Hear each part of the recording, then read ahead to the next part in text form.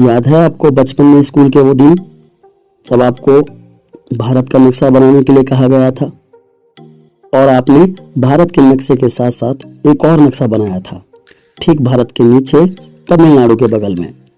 याद आया कुछ? अगर आ गया तो अच्छा है और नहीं आया तो हम बता देते हैं।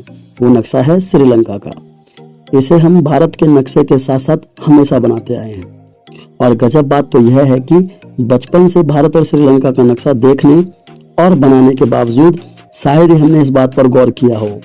लेकिन सवाल जो है वो यह है कि वजह क्या रही होगी कि श्रीलंका का नक्शा हमेशा से ही भारत के नक्शे के साथ दिखाई पड़ता है।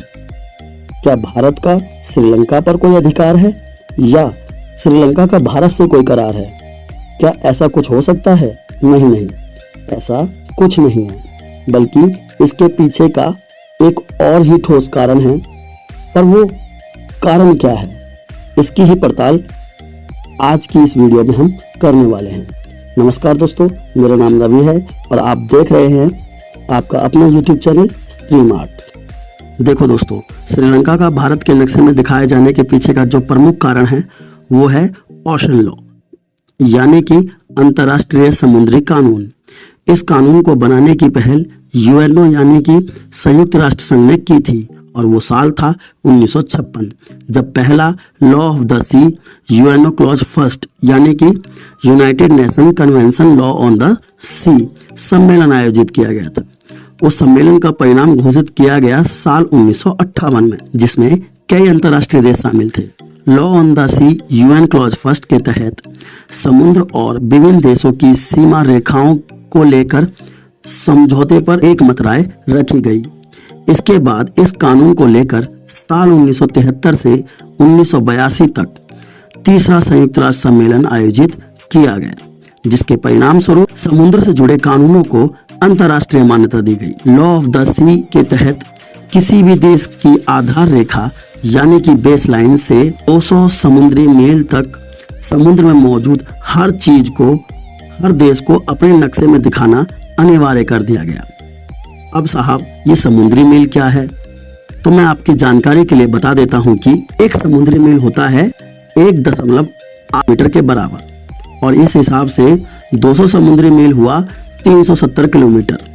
ऐसे में समुद्री कानून के तहत भारत की आधार रेखा से 370 किलोमीटर के दायरे में आने वाली हर चीज या देश को उसके नक्शे में दिखाना अनिवार्य है, जिसकी वजह से श्रीलंका दूसरा देश होने के बावजूद भारतीय मानचित्र का हिस्सा बन जाता है। भारत के तमिलनाडु राज्य में स्थित धनुषकोटी गांव की दूरी श्रीलंका से महज 18 मील की है। तो अब आप इससे अंदाजा लगा सकते हैं कि श्रीलंका समुद्री कानून के तहत भारतीय नक्शे का हिस्सा आखिर कैसे बना।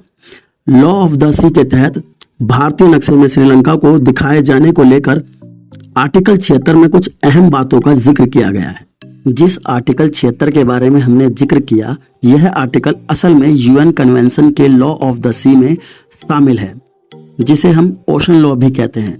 और असल में यह आर्टिकल जो है, यह भारत और श्रीलंका और बंगाल की खाड़ी से जुड़े हुए कई नियमों के तहत बनाया गया है और इस आर्टिकल की वजह से ही भारत में और श्रीलंका में किसी तरह का अधिकार वाला विवाद पैदा नहीं होता है। ना ही भारत श्रीलंका पर अधिकार जमाता है और ना ही श्रीलंका भारत पर किसी प्रकार का अधिकार जमाता है। अगर आप भारत के नक्शे को थोड़ा ध्यान से देखेंगे तो भारत की सीमाएं कई और अन्य देशों से जुड़ी हैं। ऐसे में भारत के विभिन्न राज्यों को दर्शाने के लिए हमें अपने पड़ोसी देशों को अपने मानचित्र में दिखाना पड़ता है।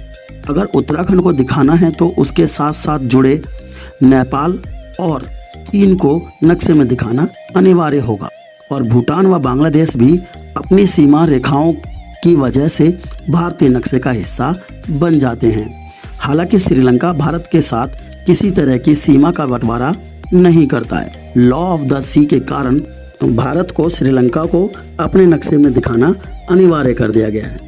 तो दोस्तों, आशा करता हूँ आपको अब ये समझ में आ गया होगा कि भारत के नक्शे के साथ साथ हम श्रीलंका को अपने नक्शे में क्यों बनाते हैं। तो दोस्तों, आज की वीडियो में इतना ही। अगर आपको ये वीडियो पसंद आई है तो प्लीज़ हमारे चैनल को लाइक, शेयर और सब्सक्राइब करना ना भूलें ताकि आने वाली ऐसी ही वीडियो आपको सही समय पर मिलती रहें।